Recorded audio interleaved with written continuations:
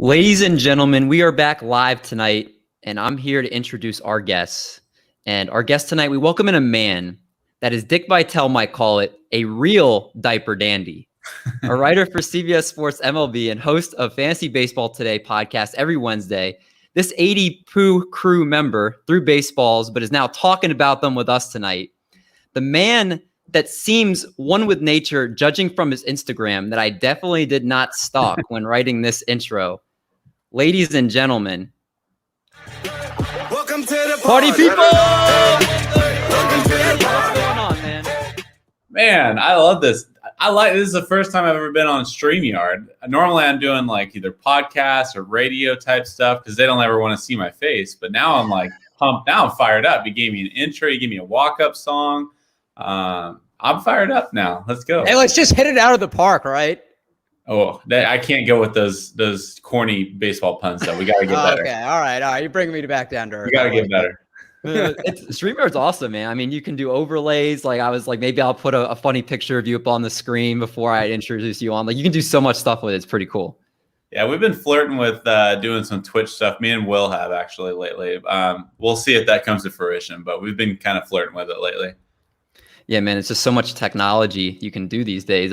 But I have to ask before we get started here, that diaper photo, I was trying to see what the context of it. I saw it something to do with Hosmer, I guess, but that was before I kind of knew who you were, so I couldn't really find the exact post. What was that all about where you were wearing that adult diaper? I hate that this is like my claim to fame, but yeah, so basically, long story short, last summer, it was when the Padres were hitting grand slams every single game. And before their last one, I just tweeted out and I said, if the Padres hit a grand slam tonight, I'll run around the U.S. Capitol in a diaper. My parents live right down the street. I happen to be with my parents. Like, there's no chance I hit a grand slam in 4 straight games. Sure enough, Hosmer takes it yard with the bases jacked. And, a few hours later, I'm running around the Capitol building in a diaper. They asked Hosmer after the game if he had any idea about it. He said no. But it's a good thing he, stayed true to his bet. So it was fun. Like I said, I don't like that that's my claim to fame, but it was a good one. Dude, it's an awesome picture, man. I mean, hey, whatever gets you out there and known from everybody, it's pretty cool. We were talking a little before the show. You do the shows with Will every week. Can you talk about what that experience has been like for you? I heard today, obviously, you guys had Rhys Hoskins on, which is super dope that you got to talk to him. What's it been like doing the shows in the last couple of months? It's been an absolute blast. And the coolest thing about it, I've gotten to talk to a lot of I was most excited going into it, talking to different big leaguers and get into their minds a little bit and figure out who they are as people as opposed to players. And that's been fulfilling. Don't get me wrong. I mean, we've talked with Marcus Stroman. You'd mentioned Rhys Hoskins, Adam Jones. Some of my favorite players, Brandon Crawford was one of my favorite players growing up as a kid. Got to talk with him, and that's been great. But I think, honestly, the coolest part about it is building this relationship with with Will Middlebrooks, because we didn't know each other too much as of a year ago. We kind of hit each other up on social media, got to know each other a little bit.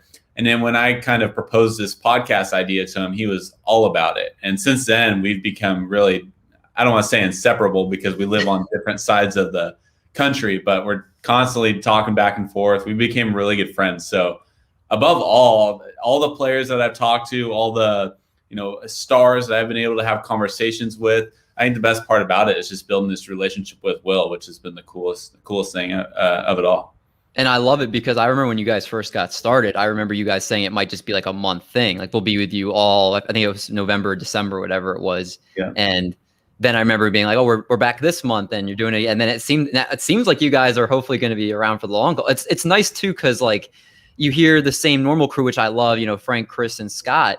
But hearing you guys every Wednesday, it's kind of a breath of fresh air. You can hear a different perspective. So I like the dynamic that CBS is doing with you guys. Oh, hey, I appreciate that. I truly do. Hopefully we're sticking around a little bit longer. Ideally, Will and I would like to have our own show eventually. That's what we've been pushing for.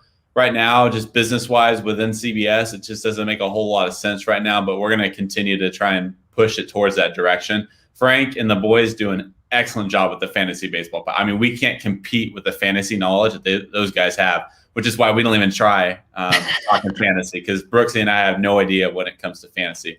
But we think we have a little bit idea of what it comes to, just baseball knowledge and just baseball discussion. So hopefully we can get our own platform eventually. I don't know if it'll happen soon or years down the road. Who knows? But hopefully if it does happen, it would be with Will.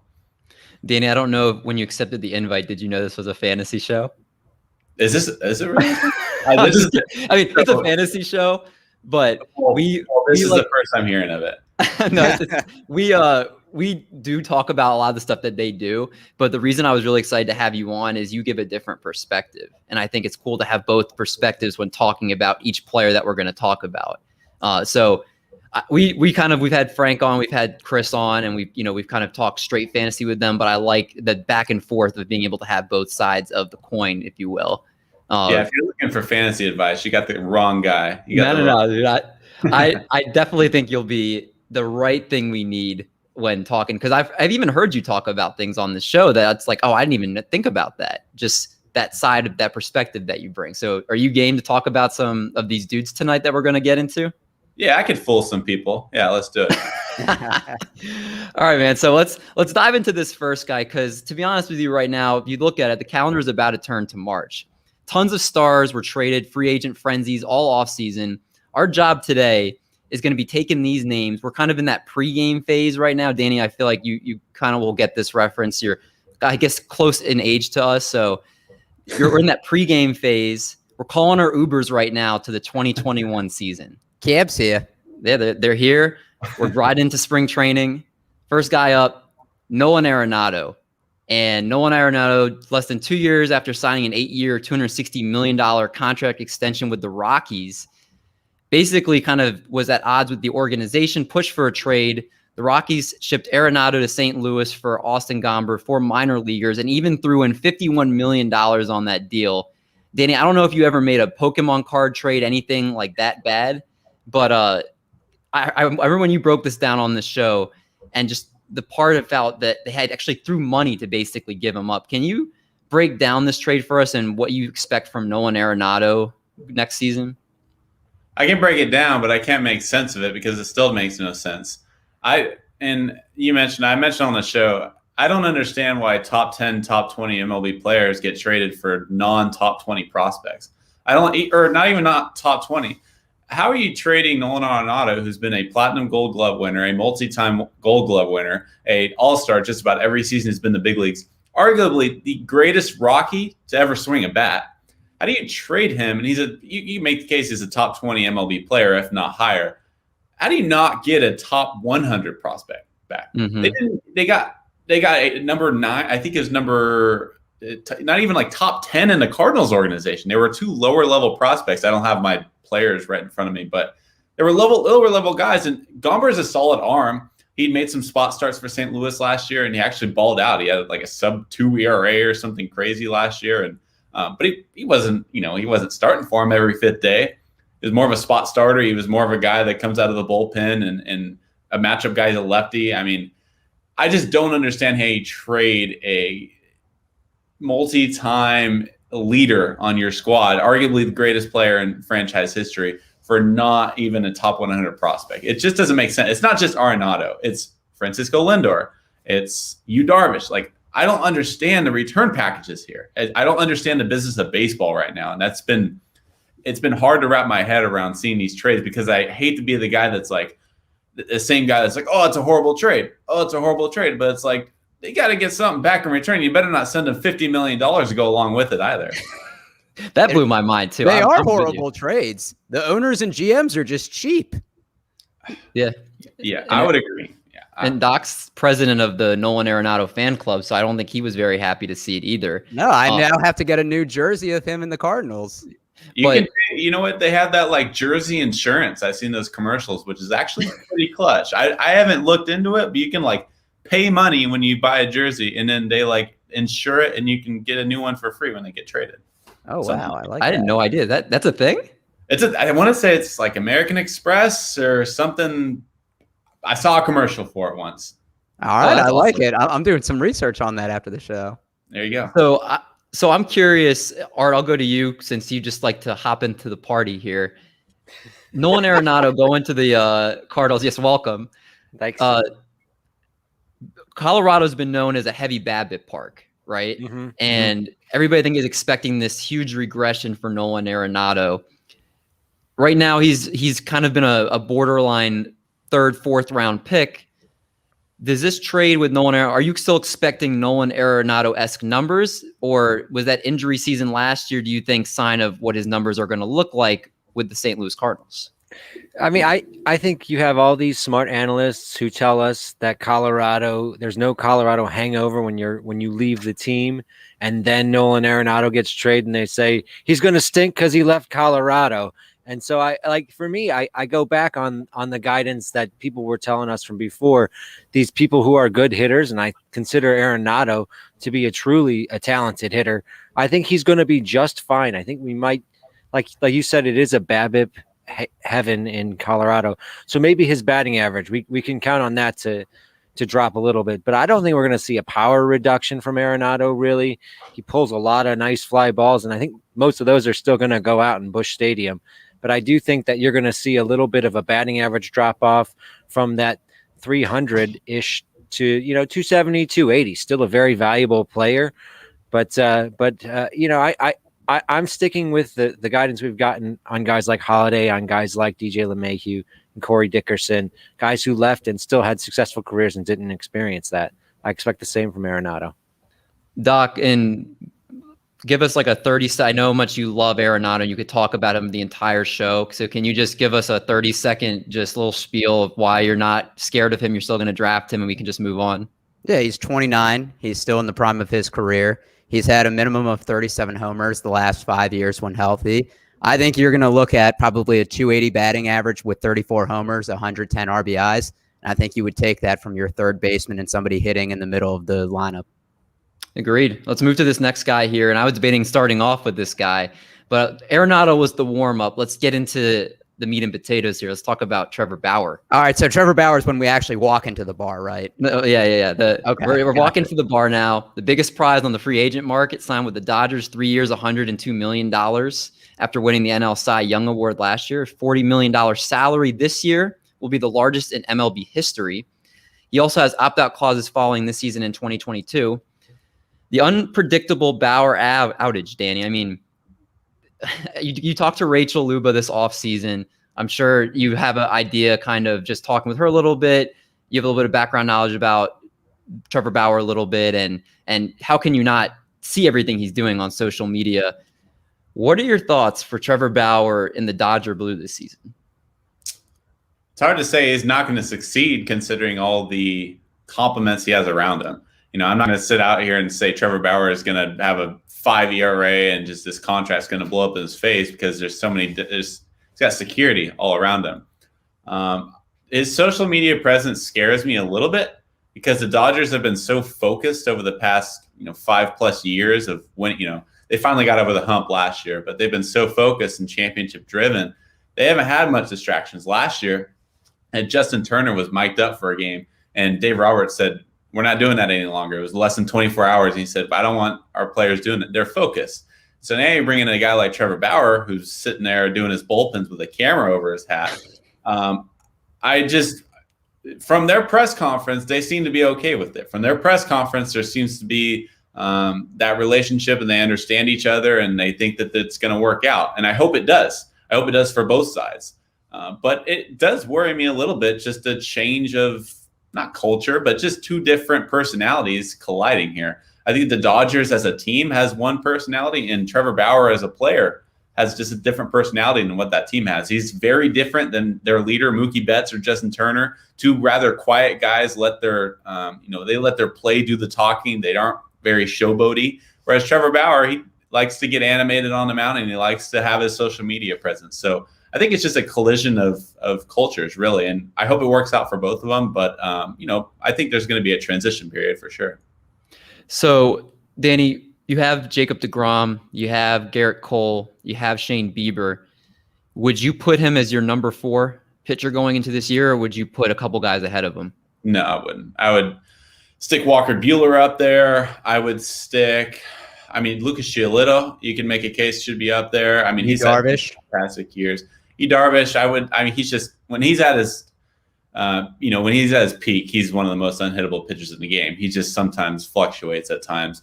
No, I'm not putting him up there yet. I just need see a little bit more longevity from Bauer before I put him up there. But I mean, last year he was no doubt the best pitcher in the game, as evident by his Cy Young. So it's hard for me to sit here and say, no, he's not up there with, DeGrom, Bieber. And Bieber hasn't had that much of long-term success, but I personally want to see a little bit more out of him before I put him up there with the upper echelon.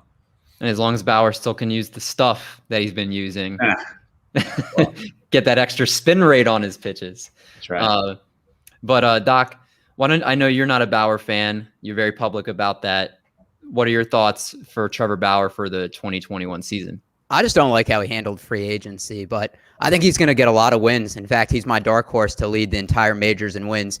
He went 6 innings pitched plus in all of his 12 starts last year, and he went more than 7.5 of them. So he's an innings eater. I think the Dodgers are going to give him a lot of run support, and they have a good bullpen, so you don't have to worry about the Mets or the Dodgers Metsing and blowing games for him. That's very true. A good back end bullpen. Cheesecake, same thoughts from you? I'm just throwing this out there. Are we 100% sure that Bauer's going to be getting a ton of innings with all the starters that the Dodgers have? They got like 7. I know he said he wants to pitch every 4 days when he was starting his free agency, but with 7 starters, Bauer, I mean, why would they pay him $40 million a year to not pitch every 5th day? I'm saying they can. Yeah, they can. He can throw 180 innings and be perfectly fresh for the playoffs. They want him for the playoffs. So, I mean, I think you could actually see a volume hit that he takes. That's my only real thought. I think he's going to be pretty darn good, but there might be a volume hit. Yeah, I mean, there'll probably be a Phantom IL stint. I'm sure that will go mixed in there. There's going to be they're going to skip his start because he has a back spasm issue and just like a 1 start. I'm sure plenty of those will be mixed in, but your guys are right. I mean, he's very durable. He's shown that he wants to pitch. I'm sure he's going to, if there's someone outside, maybe Lance Lynn and maybe 1 or 2 other guys, I would put him in the top 5 as far as guaranteed innings, most likely next year. But we'll see what happens. It's very interesting to see that he picked the Dodgers. The next guy here, we'll put these 2 guys together because they were in the same package deal.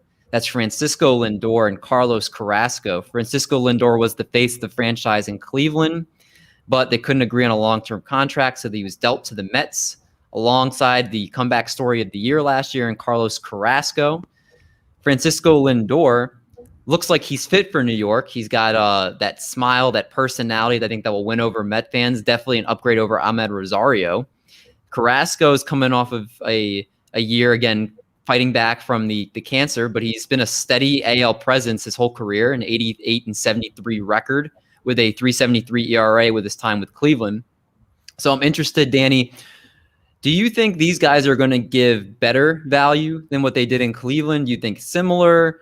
What are your thoughts for these 2 guys in New York and what it does for the Mets? It's tough when we're talking about the Mets. It's hard making any kind of predictions when it comes to the Mets. I think I've said this for the past 3 years, but I truly believe it this year. And I'd be willing to put money on it this year because of the change in ownership and change in direction that team's gone. I think this is finally the time where the Mets change the aura about them. The shtick, the stigma that they have about them, that they have all this talent, but they can't win games. I think the tides are turning for them. And the reason I say that is because new ownership, it trickles down everywhere down and in between. So I think the change of ownership will then lead to good front office. The front office leads to good coaching. Coaching leads to good player. That's personally my belief. And Francisco Lindor is a really good leader. He's one of those guys that shows up to the field. He's one of the first guys at the field every single day. And that's what they were missing at that shortstop position. Ahmed Rosario has not shown that he could be an everyday shortstop, especially not in the field. So now you bring over Francisco Lindor, who 1 has lots of postseason experience, and 2 has been an all-star almost every single year he's played. Last year he took a little bit of a dip in his numbers, but it doesn't really concern me. His exit velocity and his other analytics were still just fine. So he's a perfect leader for that town. Like you said, his personality is going to fit really well. And the reason I've been so high on the Mets for the past, even previous 2-3 years, is because I really like their bullpen. I really love Edwin Diaz. Has loved him for a while. I think he's got kind of a tough hand the last couple of years. His stuff is still there. I still like Betances. I still like, Seth Lugo is an absolute stud back in either, whether he's in the bullpen, he's struggled a little bit as a starter, but mainly as a bullpen arm, he's been an absolute stud. And then they added Trevor May. I've liked their bullpen for years, but they were able to add to it again this offseason. So I like the Mets a lot, and their bullpen's a lot of the reason why. Danny, I love the analytics thrown in there from the non-fantasy guy. That was awesome. Told you I could fool some people. Fake it till you make it. So it's interesting. I have Carlos Carrasco pulled up a little bit. It's kind of interesting with Carrasco because you look at his numbers and definitely they're on kind of the outside looking, and you look at his expected ERA and was almost a run higher than his actual ERA. His walk percentage was a lot higher than it was in 2019. Hard hit percentage was down, which is good. And he kept the exit velocity pretty well. Kind of, Danny, you touched on that. So I'm kind of very interested to see how he does. A lot of times I feel like you see these guys go from the American League to the National League and they adjust very well, especially if there's no DH. That's going to be pretty much a free out that he wasn't getting in the American League. So I kind of think it's definitely very interesting. And like you said, Danny, this seems like it has to be the year for the Mets. You have a new owner. You've got two bright faces that have good personalities in your organization. You're right. There's like this whole aura about them that just seems like they're completely different from the Mets of old. Maybe Edwin Diaz won't even blow as many games this year. So we'll have to see. It's funny because Brooksy was telling me on a couple podcasts ago, and he was saying he faced Edwin Diaz, and he told me that Adrian Beltre told him that he said, this is one of the few guys that when I go up to the plate, I don't have a lot of confidence. This is Adrian Beltre talking, one of the greatest third basemen in Major League Baseball. And he said, this is one of the few guys where I go up to the plate and I don't have a whole lot of confidence basically going into this at bat because his stuff is just that good. So the fact that he's blown so many games in the last 2 years, in his first 2 years with the Mets, is surprising just because of the stuff this guy possesses. I know people will also come into the defense of him and say that he's blown games, but his actual, like his ERA last year, I think he like gave up a lot of runs his first start, and then he had like an under 2 ERA the rest of the year. And it's crazy because in non-save situations is when he's awful. Like save situations for the most part, he's been pretty good in. He's a very interesting guy to dissect. Cheesecake, you're kind of nodding your head. I think you have. I guess is there something you would like to add as well? No, I mean, Diaz is someone who I'm hearing a lot of smart people say that's possibly the best value as far as draft picks as closers go. I did want to bring up Carrasco. He still had a 29% K rate last year, 9% walk rate, much higher than it had been, but he's still 20% K minus walk rate. I mean, he still has the goods. And as you said, D. Mendy, he's going to the National League. He's going to be facing the pitcher spot 2-3 times an outing. That could lead to, perhaps 20, 30 more strikeouts on the season, which is a significant increase in his value over in the American League. Now, I think of Jake Arrieta. I think of CC Sabathia. Roy Halladay. I think of Roy Halladay. I feel like these experiments from the American League to the National League go pretty well. Johan Santana was still pretty good. Danny, do you remember, is there any guy that you can think of that hasn't made this transition as smooth? Oh, I know one. Go ahead. Barry Zito. Barry Zito. Yeah. Great with the A's, and then awful with the Giants after that contract. I mean, we could talk about Darvish. Yeah. He had a long transition. So, and he's going back to the National League this year, so we'll have to see if that success sustains, but we'll see. Very interesting. Yeah, luckily won't have to wait too long to see it. Let's go to a hitter. Many teams watch their dollars this offseason fall to some of these big-name free agents. The Blue Jays went out there and just put all their cards on the table, said we're signing George Springer to a 6-year, $150 million contract. 31 years old. I don't know if I would have given 6 years to a 31-year-old, but I'm not the owner of the Blue Jays or the GM. So I'm very interested in a lineup that just looks filthy. And I mean, God, I can't imagine as a pitcher wanting to face that lineup.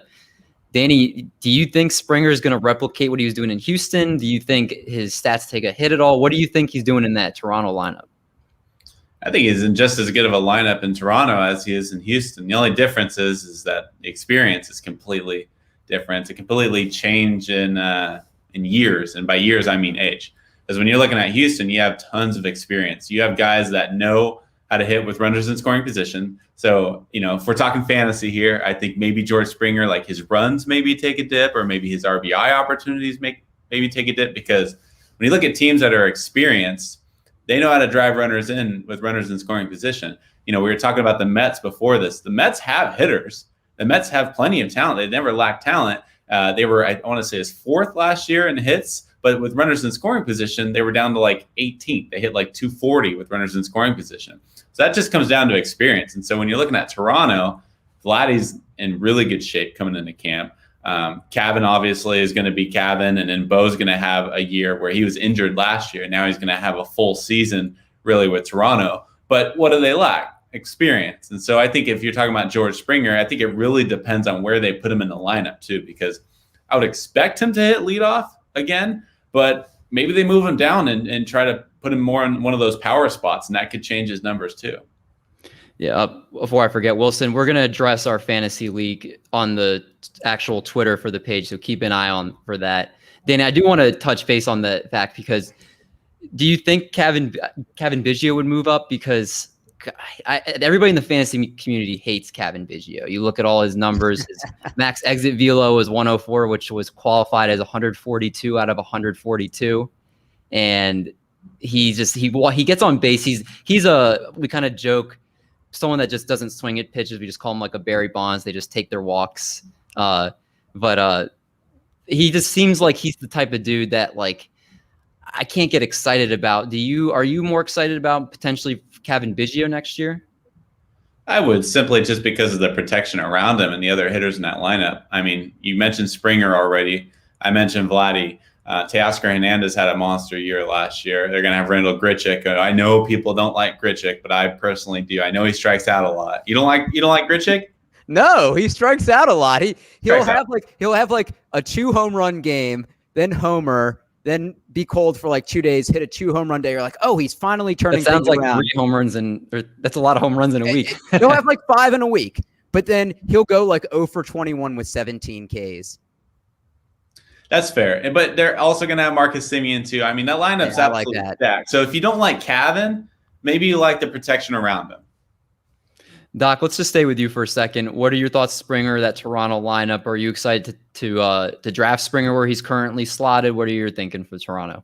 Yeah, well, he's been moving up the ADP ever since he got signed, but I think Danny hit the nail on the head. He was in a good hitting lineup with the Astros, and the only thing that is the major difference is age, and it'll be interesting to see where they place him. I can't imagine him hitting leadoff because he has legit 30 home run power, but I'm also excited because I'm not really scared of AL East pitching outside Garrett Cole. I'm not a Ryu fan. Yeah, I know he's on the team, but I'm not a fan of Glass, or I'm not really scared of Glass now, so he gets to play in Camden Yards, which is a home run hitter park, so I think we could easily see 30, 35 plus home run power. He was on pace to hit 42 last year, so maybe he hits a sneaky 40 home run season.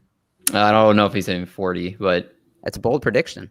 There you go. Cheesecake, put a little bow on this for George Springer.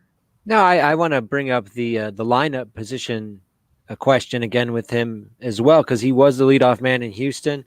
And as I look at, I'm not 100% sure the lineup works as well with him leading off rather than hitting him like third. And I'm not sure Semien should be at the top of that lineup either, especially with Bichette, with Guerrero, with Gurriel, and Biggio.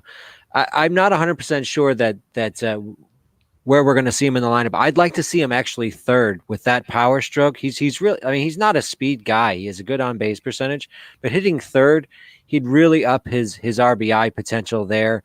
That's kind of where I'm hoping to see him, but he might just be a guy who's really comfortable leading off, and that's where he wants to bat.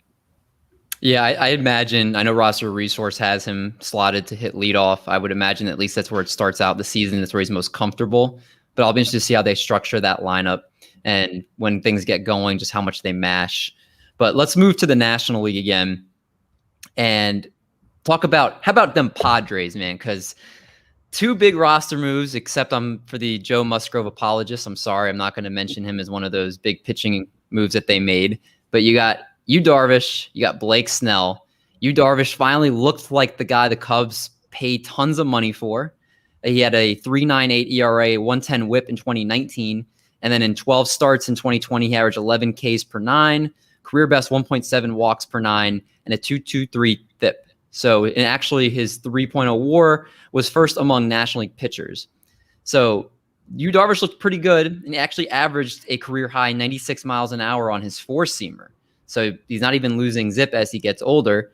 You also have Blake Snell, who's filthy two times through the order, but they never get to see him a third time because the Rays always have that those, I can't even think of the word, just the stuff on him. They're not letting him go that extra time through the order. So I'm very interested. We got two big dogs going to this Padres team, Danny. What do you think? What are we expecting from these two guys? Are we expecting the seasons we've seen from them? Do they regress some? What do we think? Hell yeah, why not? I mean, especially with Blake Snell getting that leash loose a little bit too, because he was going to, like you said, he's going to pitch two times through the order, and then he was done. Now he has freedom. San Diego's going to let him roll. One guy I have circled this year that San Diego has that I think is going to really surprise some people, and people are sleeping on too. I think a lot of people have given up on him, is Chris Paddock. And I think people look at Chris Paddock and say, well, he's disappointed since he had his rookie year. I think they put too many expectations on him personally. You're expecting a guy who hasn't pitched that many innings to all of a sudden be your ace and lead you to the playoffs. And then once you get to the playoffs, your entire rotation goes down. Now you're expecting him to be your ace again. I don't think that's fair. And now when he's coming in this season, we talked about protection earlier. He's going to have protection in the bullpen. They added Mark Melanson, Keone Keela. They have Emilio Pagan, Drew Pomeranz. They have a lot of talent in their bullpen. He's not going to be expected to throw 7-8 innings every time he takes a start. He's not going to be expected to be their ace anymore. He's going to be expected to be a fourth or fifth starter. He's got really good stuff. If he can figure out his fastball location, he's dominant. Last year, hitters against him hit below the Mendoza line against his changeup. It was like 150 something. They do not hit his changeup. His breaking ball, he needs to get better command of. But when he has 3 pitches rolling, he's nasty. When he can command that fastball, he's nasty. So I think he's going to be a really sleeper pick, especially if we're talking fantasy here. I think he's got a lot of upside. So you're buying the low that Paddock, I think Paddock was going the top 20, 30 last year. He's slipped a little bit now, obviously, with the bad season. You are fully back on board with Chris Paddock is that pitcher that we saw glimpses of in his rookie season. Maybe not that good. Maybe not, because he's an all-star caliber pitcher at the time. But I very much see him sub-4 ERA and being a really solid 4 or 5 starter for him. I don't know if he will ever be an all-star starter, but I don't think he has to be anymore. Right. And I remember I don't know if it was today, but I remember Will saying that, talking about analytics and that it's kind of being adapted by a lot more players and some players are against it. But it's interesting because Paddock never looked into it. And then he came out the other day and mentioned about how he saw his analytics and is taking note of that. So everybody in the fantasy baseball community is throwing a party and moving them up in draft boards. It's kind of funny just how a player just has to say something like that and their entire perception about them has changed. So it's kind of interesting. Cheesecake, you're an analytic guy. What are your thoughts on these Padres pitchers? I mean, they didn't have to give up much to get them. They gave up less to get Darvish than they gave up to get Snell. But I'm not bitter. I'm not bitter about that. Your Cubs fandom's showing. Cubs. Yeah. As soon as Darvish starts earning his contract, we trade him. But I think they traded for a lot of guys who are available, a lot of guys who have some injury concerns, including Snell and Darvish and Musgrove, and they also have Lamet. So they are stacking their team. They're stacking their hitters as well. They're trying to be the deepest team out there. They're trying to be the Dodgers South. And I think they did a good job of it. They're about, the Mets, Dodgers, and Padres are about the only teams I think that anyone could legitimately say have a chance in the National League starting out the season. You don't like the Braves? I don't think. Well, the Braves, I don't think that they did enough with their pitching staff. They were one win away from a World Series. Yeah, and they didn't win the World Series. They didn't improve as much as the Dodgers and the Padres and Mets did. I do like the Braves, obviously, but I think I guess they could get hot in the playoffs. But I think looking at it from this point, teams that improved, teams that were already good, it's Padres and Dodgers, and then the Mets were promising and put a bunch of money into it. So I guess the Mets might have brought themselves up to the Braves. That's a good point. But I love what the Padres have done. They've given themselves a ton of insurance just by their willingness to open their checkbooks a little bit. Agreed. It's going to be very interesting to see how that plays out. Eric, you want to touch on it really quick and we'll move on? Yeah, I love Chris Paddock. I think he's somebody where I feel best at his ADP. I'm not a Blake Snell fan. Ever since he won the Cy Young in 2018, he hasn't gone 7 innings pitched in any start from 2019 or 2020. You take out that year, which he had a 1.89 ERA, and his expected ERA was over 3, and he's a sub-500 pitcher. And with Yu Darvish, he's going from the worst hitting division in baseball to arguably one of the best. So I would ding him a little bit as well, but still upgrades across the board. Yeah, and I know Danny touched on it. He's just got to have that fastball better. If his fastball's not working, then he's not going to be a pitcher worth starting in fantasy.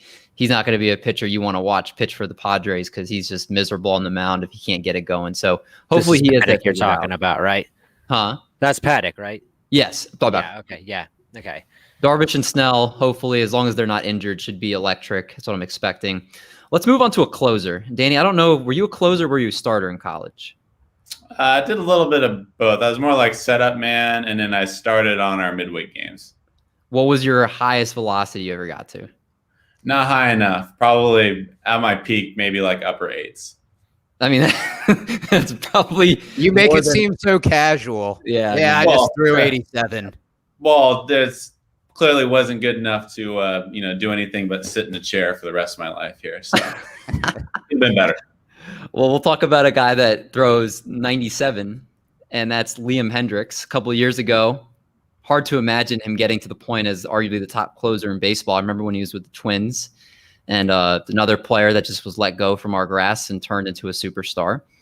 And he's carried that dominance over the last 2 seasons. He's pitched to a 1.66 ERA, an astounding 33.1% strikeout to walk percentage, piling up 39 saves out of 47 chances, and he won the American League Reliever of the Year in 2020. He's going into fantasy's RP1 this year, relief pitcher 1. Danny, do you think Liam Hendrix stays elite? Do you think he's the number 1 closer in all of baseball? Probably not, just because I don't know if you're going to be able to sustain that much success for that long of a period. And Oakland is, especially for night games, is kind of infamous for being very pitcher friendly. And when you're going to Chicago, it's very hit and miss. If the wind, I think everybody knows if the wind's blowing out, good luck. I apologize. My dog's barking at the storm up here, but It's all good. Your dog doesn't like you trashing Chicago. he's a big Liam Hendrix fan, apparently. If the wind's blowing out, it's not exactly friendly. With Oakland, night games, you're pretty secure. You're not going to be giving up too many long balls. So I love Liam Hendrix as a dude. I love him as a closer. I just don't know if it's too high of expectations for placing upon a guy. He's going to get a lot of opportunities, though, because the White Sox are going to win a lot of games. So I think he's definitely going to have his shot at being one of the top closers. Would you put Hader above him? I would. Yeah. I'm trying to think. Would you Chapman? Would you put Aroldis Chapman ahead of him? I would. Yeah. What about my darling this year, Yasiel Iglesias? I hate the Angels and what they did. I really do. I like Yasiel Iglesias has really, really good stuff. He always has. And I think he's going to get a little bit of a boost because he's not pitching in Great American Small Park anymore. Mm-hmm. But I don't have faith in the Angels for one, and two, I didn't have faith in Yasiel Iglesias when he was with Cincinnati. So those two, joining forces is not exactly answering my questions. Well, it's a negative and a negative form of positive, if I remember from math class. Look, And everything I could be saying, you're right. Everything I could be saying is total bullshit, and he could be he could be the closer of the year for all I know. But if we're talking about projections and my predictions, that's just my personal. that's fair. That's fair.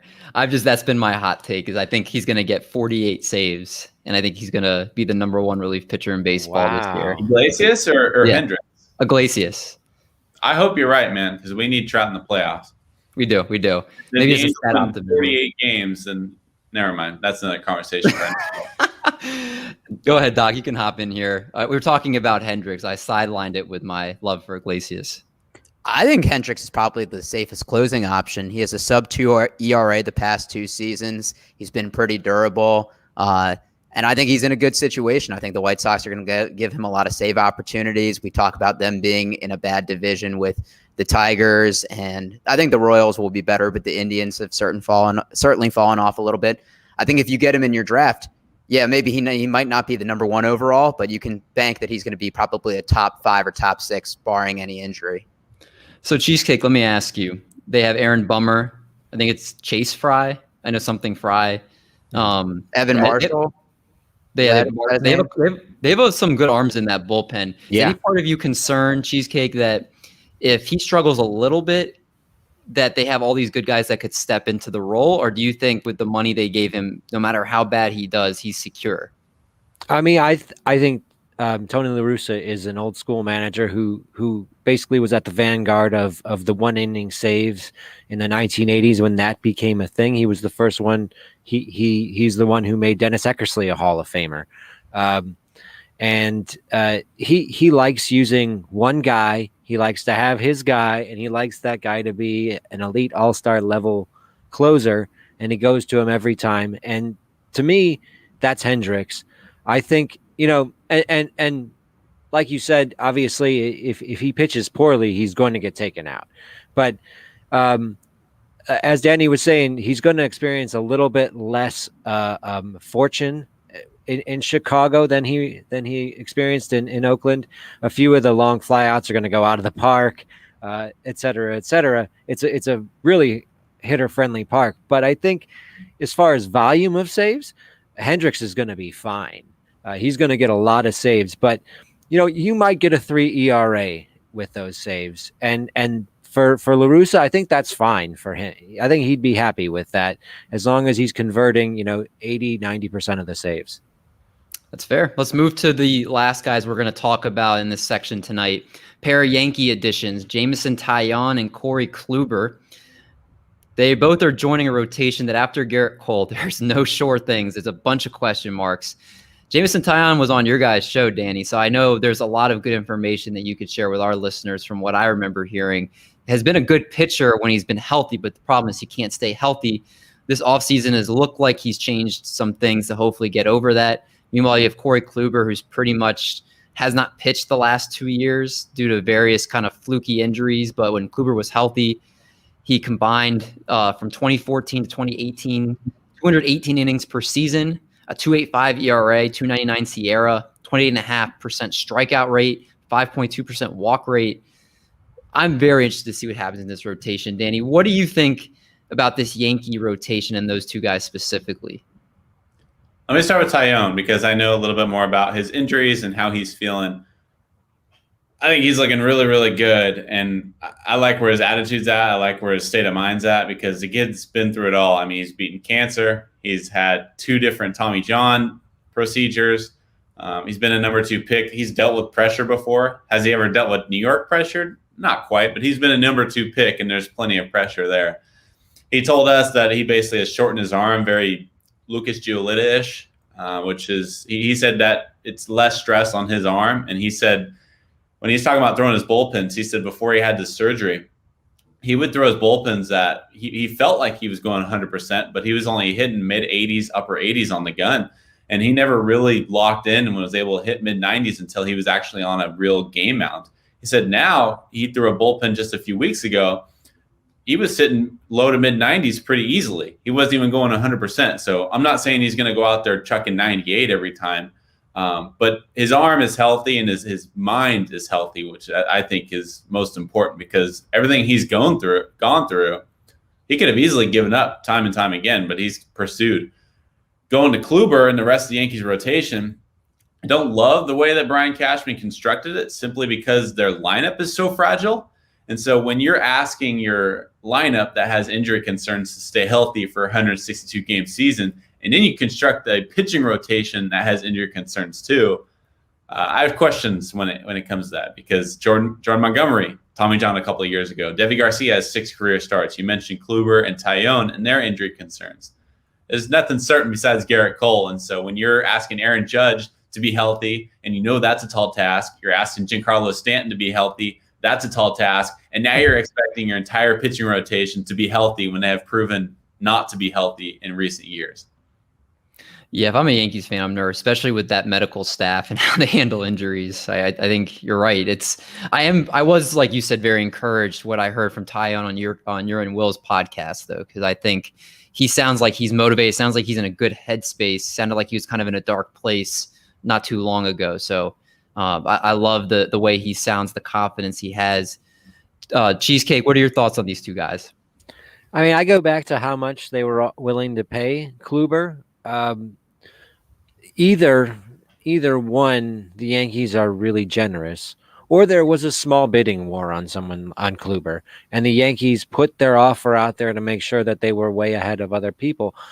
There was a lot of interest, I think. A lot of teams probably would have thrown him a $2 to $3 million contract. I'm sure there were some who were willing to go higher. The Yankees said, "No, we want you. We're willing to put $11 million on the table." Now, coming from, if that had been, Milwaukee putting $11 million on the table, I think it would have meant a lot more, or a team like that. But the Yankees, it's still a significant investment. I think that they're expecting Kluber to be healthy this year.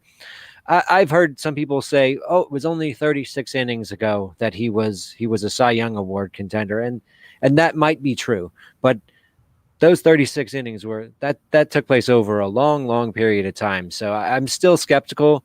But like I said, with the contract he got, I think that the Yankees at least think that he's going to be healthy this year. And I'm loving what I'm hearing from Danny about Taeyeon, because I really root for him. I've taken him in a few drafts, but I like him and his talent. I think that if he's right, he's a top 30, top 40 starter, easy. Yeah, I mean, I think he's risen up draft boards as Kluber has, and I think just see a little bit of him in spring training will get his value even higher. Just seeing he can pitch and stay healthy, sees that he has velocity. Doc, what are your thoughts on these guys? Yeah, I mean, Taeyeon is going to be 29 when the season starts. That's still young for a pitcher. I mean, he could have his best season coming up, and he's overcome a lot, and I think that adds that little bit of extra motivation. And as we've talked with some former pitchers on the show, we know that none of them are exactly sad leaving Pittsburgh, that it seems to be a refreshing change of environment. No, we had our first guy that actually didn't trash. That's why I said pitcher. That's why I said pitcher. That's right. But for Kluber, I can't take him for where he's at. The 36 innings ago, he was a Cy Young candidate. Yeah, that was over 2 years ago. I don't think he's going to be the guy that is throwing 200-plus innings or even sniffing it. I think if you can just get a healthy, maybe 150 max, and he's a 3 ERA pitcher, you're going to be happy with that, but he won't be a workhorse anymore. All right, fair enough. Again, we've got spring training games starting next week, I believe Sunday, so it's going to be actually nice to see these guys in their new uniforms play some baseball. With that being said, why don't we move to a little bit more fun part of the show and start out with our question of the week.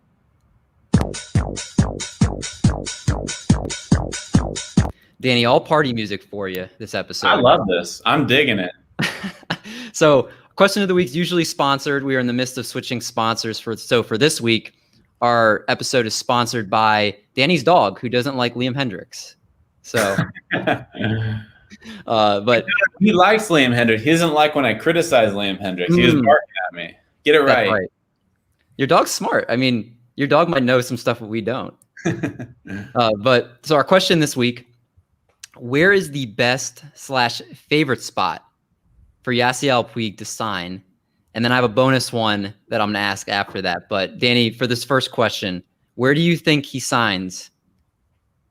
Where I think he signs, I'll tell you where I want him to be is Miami, because I think they could use a little bit more bop in that lineup, and he just makes sense.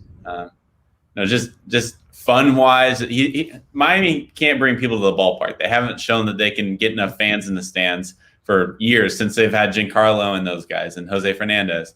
So I think Yasiel Puig brings a little bit more excitement to a team that could use an offensive boost. Other than the Marlins, though, I think it would have to be for a non-competitor, really, like a Detroit Tiger or the Pittsburgh Pirates, because I don't think a team that wants to compete wants to risk having that type of personality in their clubhouse. And I'm it's a bit of a stretch to say the Marlins are going to be competitive, but I think they could be very competitive. It's just their division is going to be really, really tough. So why not go take a chance on Yasiel Puig and add another, offensive force to your lineup? I love that. I think there's not a better match made in heaven than it would be with Miami Marlins. Cheesecake, what about you? What do you think? Well, I think Miami is a great choice. They need to upgrade Duvall in right field, and I think that Puig would be a nice upgrade for a team with. I think they have playoff aspirations, but I think if I'm going to go a different direction from that, I might go Houston, just because they're looking at Miles Straw right now starting in center field. I'm not sure if Tucker or Brantley could handle it, or if Puig could handle center field. But if they don't mind going with a slightly worse defensive outfield, that would bring their offense right back up to closer to where it was the last few seasons, and make them I think it could make them another one of those an offensive juggernaut again, just like they have been. And not that their offense is going to be bad this year, but I think they could use an upgrade over Miles Straw in the outfield. Yeah, it's kind of interesting. I didn't even know he was supposed to start until I saw something today about him hitting leadoff. So that would be an upgrade for sure. Doc, what about you? What do you think? So I'm staying in the NL East, and it's the team that he signed with last year but never played for, and that's the Braves. And unfortunately, he didn't pass the physical because he had COVID. But I look at their starting center fielder right now, and maybe they can shift Acuna there. But their starting center fielders, Ender and Ciarte, who hit 190 with 1 homer and 10 RBIs in 46 games. The Braves were 1 win away from going to the World Series, and hitting is kind of their forte. So in 2019, Puig hit 267 with 24 homers, 84 RBIs. That's a clear upgrade. You have a stacked hitting lineup around that. I think just go all in with that approach. So I have no analytics. I have no connection to anything. I had a dream that Yasiel. Is it the Cardinals? No, that he was with the Nationals. Just something. I just see him in the Nationals uniform for some reason, whether it's an injury. Their outfield's already kind of shaky as it is. If you go past Soto and Robles, they're going to be kind of. I feel like there's not a. They lost Goodwin. They lost Michael A. Taylor. They lost Adam Eaton. I don't know. There's just something there. You guys hear it from me. I feel like he's going to sign. Is Schwarber dead meat to you? Maybe I think the DH will go at some point in the National League, and he'll be a DH. So we'll see what happens. But there's just something in my gut that says it's going to go to the Nationals. But let's transition from that, and let's go to our last segment, and that's going to be our Game of the Week.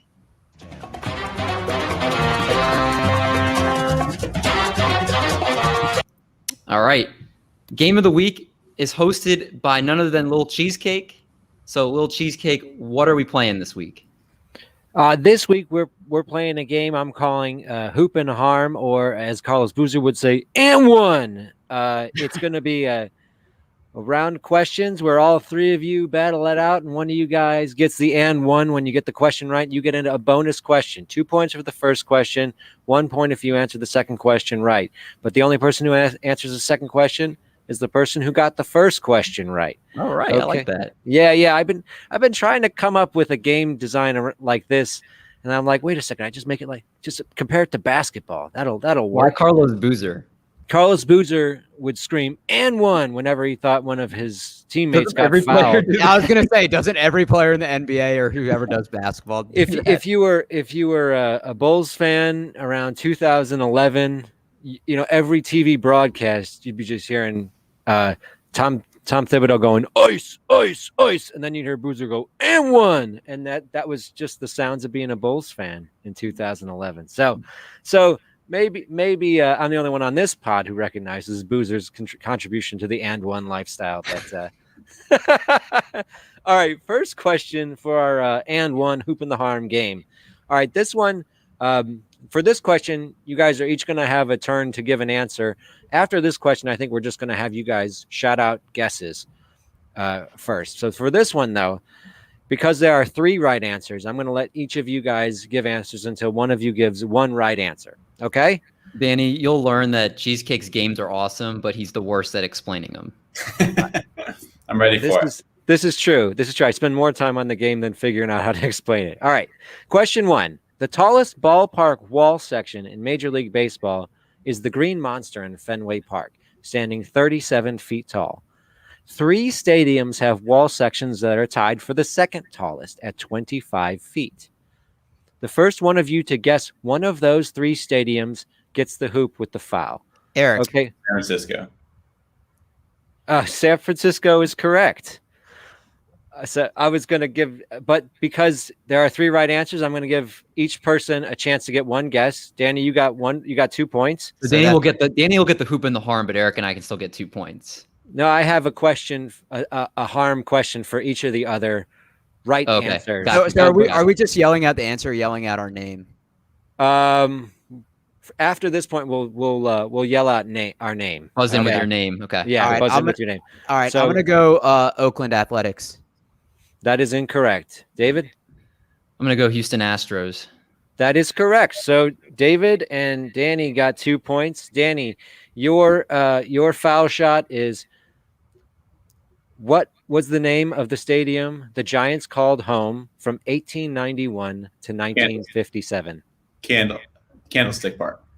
I mean, this is the New York Giants from 1891 to 1957. Wow, it's a hard one. Was it Polo Grounds? That's right. How did you know Yeah, that? nice. I play Yeah, on the show. So he doesn't know fantasy baseball. He just knows obscure baseball. Danny, that's impressive. All right. I So I wasn't quite sure, but David, you guessed Houston, right? Yeah. Yes. Their third correct answer is the Arizona Diamondbacks, by the way. But the Houston foul shot is, what is the original team name of the Houston franchise? The Houston Oilers is football. Oh my God. I feel like my question's easier, but I still am struggling. The Houston. Oh my God. The Houston Chargers. I don't know. I think Danny has a hat up on his hat rack for the Colt 45s, which was the original team name. I should have looked at his hat rack. I was like, if Danny gets this question, he's going to get it right. I saw the Colt 45s hat. So 2 points for David, 3 points for Danny, none for Doc, but that's just the first question. I think I have 8. So for this one, just shout your name out when you want to guess. Okay. This ballpark is the deepest down the left field line out of all ballparks in baseball. David. Oakland. No. Danny. Mm-hmm. Coors Field. No. Eric. Yes. Braves. No. We keep guessing. Someone's going to get it right eventually. If we each get it wrong a second time, we'll just call it an X and move on. If you guys want to do that, okay. Yeah, just for time's sake. Okay. David. Okay. I'll say Baltimore. No. That was a bad guess. This Eric. ballpark is also the longest down the right field line. Eric? Kansas City. Yeah, No. that's my guess. Oh, sweet.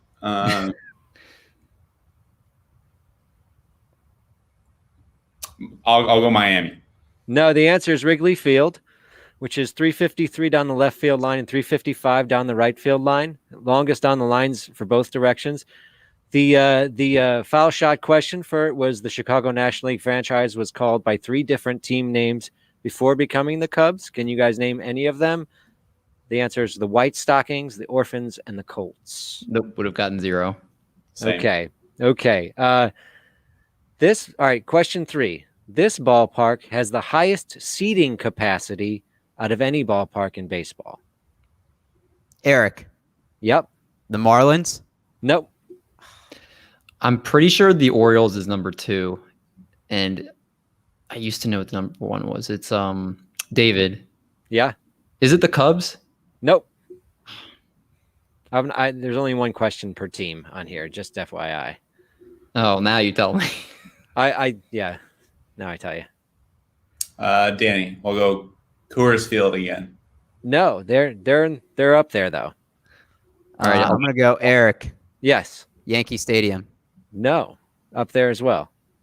David, maybe it is Baltimore. No. Okay, no. No. Think big cities. Think big cities, big Now franchise. you tell me. Well, we already got our 2 guesses in. Yeah, Danny's got the. Well, I last mean, one. you're the ones All who right. decided that 2 guesses. All right, were Danny, wrong. here's the silver platter for you. Stadium. What'd you say? Dodger Stadium for Dodger sure. Stadium is correct. Okay. Dodger Stadium is correct. And the foul shot for Dodger Stadium is, how much did it cost to build Dodger Stadium? Was it between 20 and 35 million, 35 and 50 million, or over 50 million? It was built in 1962. We'll go over. It was built for $23 million in 1962. So, okay. So Danny has 5, David has 2, and Eric has none. Yikes. It's all right. We got more questions. All right. Question 4. This ballpark has the most playable foul ground in all of the major leagues. Eric, David. I think Eric's. I heard Eric first. Bull Tampa- crap. Tampa Bay. That's wrong. Oh. Danny. Go ahead, Aaron. No. You're the guess. You can get it. We both know on 3. 1, 2, 3. Oakland. Oakland. Okay. Do you guys want me to split the points with you guys? You can give him to Danny. Yeah, I deserve 0 for that. Yikes. Okay. All right. So, all right. You get the foul shot, David, then. All right, that's fair. All right. Oakland is the 3rd city that the A's franchise has called home. Can you tell me one of their prior homes? Oh my God. I'm gonna say St. Louis. Oh man, I thought you were gonna know it because your Chiefs are in Kansas City. That's one of their prior my homes. God, I should have And known Philadelphia is their other prior home. Okay. Question 5. There have been 2 ballparks which cost over $1 billion to build. Yankee Stadium and which other stadium? Eric, Eric, who was it? the Marlins. No. Oh, that. God, you suck. I'm awful. You're on the right track. Newer ballparks are going to cost more. Exactly. Oh gosh, I know this now. I think I do. I'm blanking. David, Yeah. didn't the Giants just get a new ballpark? Or am I crazy? Or they Yeah, just renamed it? they They just renamed it. renamed it. I don't know. Yeah, Yeah, so That's a word. That's a Giants word. is wrong. Yeah. there's Yep. a bad answer. Danny, we'll go Yeah. with City Field. Nope. Eric, Yep. the Braves' new field. No. Oh. There is another new stadium. Oh, God. David, Yes. the Mets. No, that's City Field. He just said Oh, that. I David. totally- All right, no, totally- David gets negative points. Oh, okay. Danny, Yes. Globe Life. Yes. Okay. All right. Danny's running away with this That's one. not good. Okay. Your foul shot. What is the original city and name of the Texas Rangers franchise?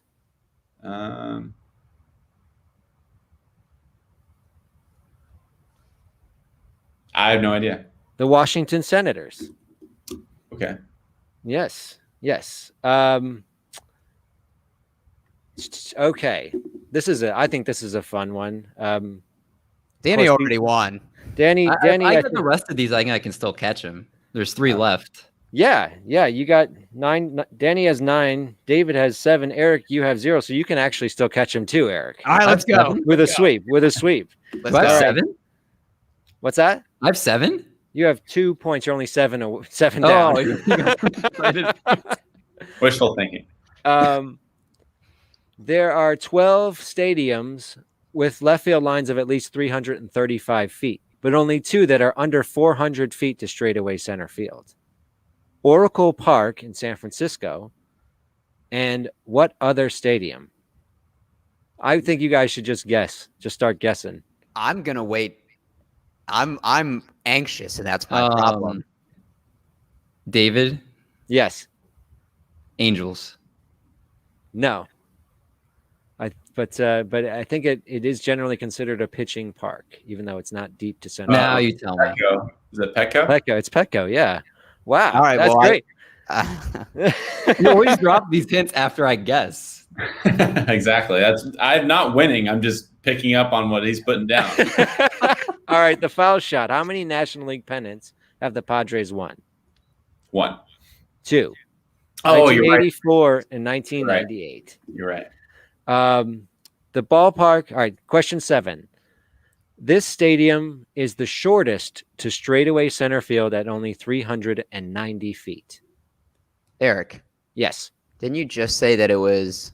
Oh, it's like never mind. If you don't say I next. Yeah, I didn't say. All right, Giants, because you said No. it was under. No. The shortest at 390. I feel like it's got to be one of those parks that has like a really funky thing on the side, like a high wall, or is it David? Is it Houston? Oh, you already said Houston, but Oh, Houston. no. You said an You answer didn't wrong. say Houston. You didn't Houston. say Houston. No, it's Houston. not Houston. Houston is actually the deepest to center field at 435 feet. Oh wow, make me feel bad. I'm just saying. I'm just More saying. negatives for him. 390 feet to straightaway center field. Your thought process was right on, David. Just FYI. The Is hint's it coming Milwaukee? in. It's not Milwaukee. No. All right, one more guess each. Okay. I'm going through the teams in my head. Oh my God. You practically described the field when you were going through your thought process. David, Yes. is it Boston? Yes. Yeah, there we go. David gets it. There we go. It's one of those that has a big wall on there, I think, maybe. It's got to be Houston. they have the big left field with the trains. And I was like, That's okay. true. That's true. The foul shot. All right. This is one I thought that was really cool. 1912 newspaper coverage of the opening of Fenway Park was overshadowed by the continuing coverage of what significant cultural disaster that happened only a few days earlier. Can you repeat the question? The 1912 opening of Fenway Park was overshadowed by continuing coverage of what significant cultural disaster which happened only a few days earlier. I don't know history, and I could say an answer that's going to embarrass me in front of everybody. So I'm going to choose to take an X. Okay. All right. What if I tell you that there has been an Academy Award-winning movie about this disaster as recently as Pearl Harbor. No, that was 1941. You're right. You are going to embarrass yourself.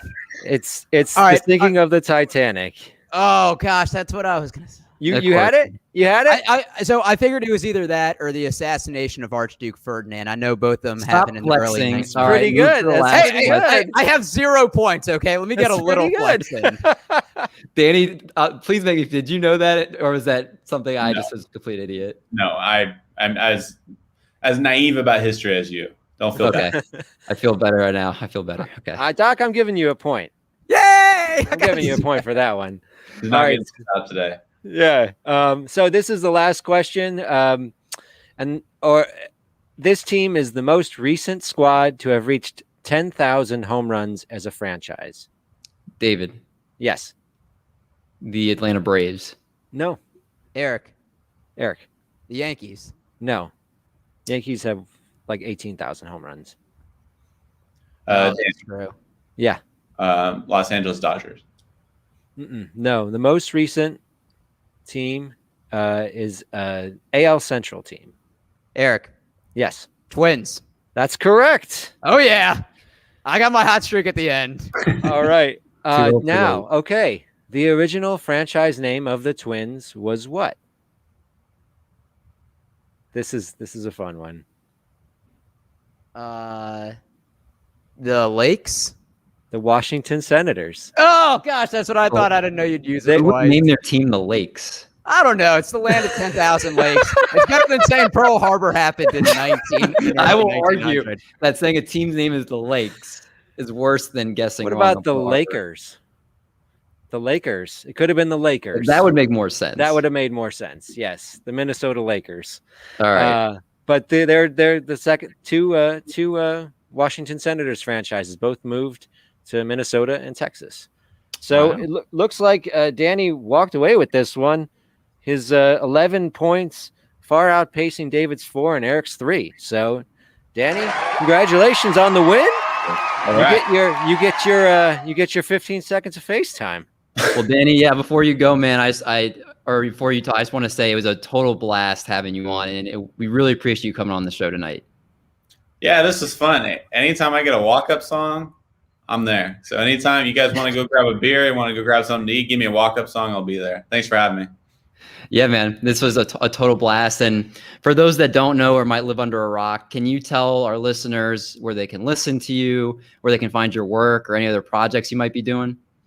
Yeah, all my written work you can find on cbssports.com, and then listen to the Fantasy Baseball Today podcast every Wednesday. Yeah, the shows are awesome. Him and Will Middlebrooks. It's can't miss podcasting. So make sure you guys tune in for that. Make sure you read his articles too. All great stuff. They're number one seed for a reason. I don't even know. I was going to bring that up. Did you know about the baseball bracket, Danny? Which one? So there's a big baseball bracket. There's a big what? baseball bracket. It's called the Baseball Pods March Madness bracket. It comes out every year, and CBS is the number 1 seed, and you're in the same bracket as us. We're the number 4 on the bottom of it, so we'd meet in the Sweet 16 if we play each other. Well, I can't take credit because that's obviously all Frank and Scott and the boys. That's all them. But we will take you down in the Sweet 16. Oh man, see, we're friends now, but we won't be friends in a few weeks. It's good we got you now. But make sure you guys tune in next week. We'll be talking with Michael Govier and Chris Deary of the Palazzo Pod. So make sure you don't miss that episode. Until then, everybody stay safe. Don't do anything I wouldn't do, and we'll catch you guys next week.